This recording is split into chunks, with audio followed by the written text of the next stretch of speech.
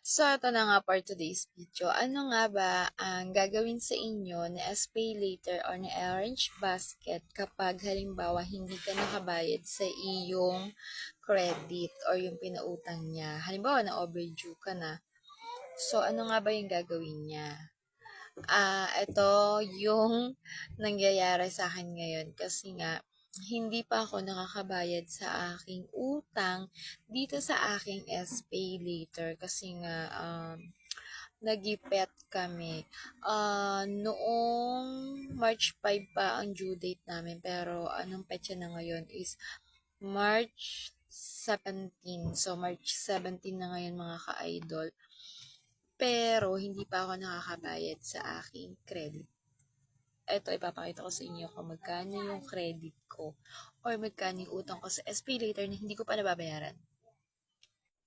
So, ayan na mga ka-idol, yung aking credit or yung inutang sa SPay later. So, ang inutang ko lang sa SPay later doon ay 3,000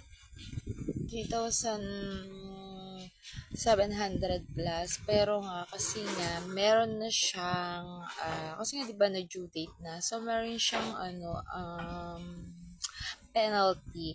Pero ang pinakamaganda mga ka-idol sa ating SPay later ay hindi siya kagaya sa mga 5-6 na araw-araw siyang tumutubo. So, kita nyo naman, March 5 pa yung utang ko na yan. Pero, ang tubo lang niya is sana na mga ka-idol, ang tubo nung aking inutang is 185 pesos. So, na-due date na kasi to nung March 5 at hindi pa ako nakakabayad. Sad to say. At ano nga ba yung ginagawa na SPay later kapag hindi ka nagbabayad?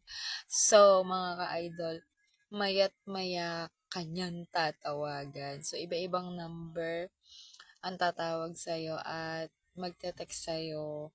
So, hindi naman sa inaano ko na huwag kayong magbayad kapag kayo ay nangutang.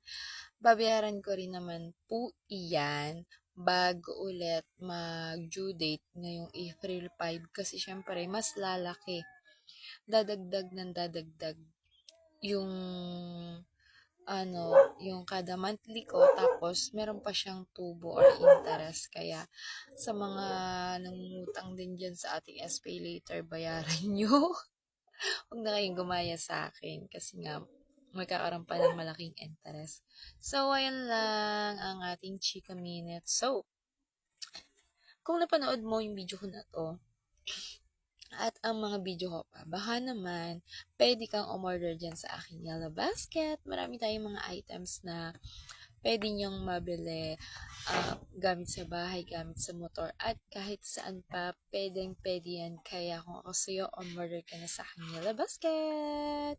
Follow for more para naman updated ka sa ating mga chikahan dito sa ating SPay later, Cash G, my business account, at kung ano pa yung nalalaman ko. So, ayun lang. Thank you for watching.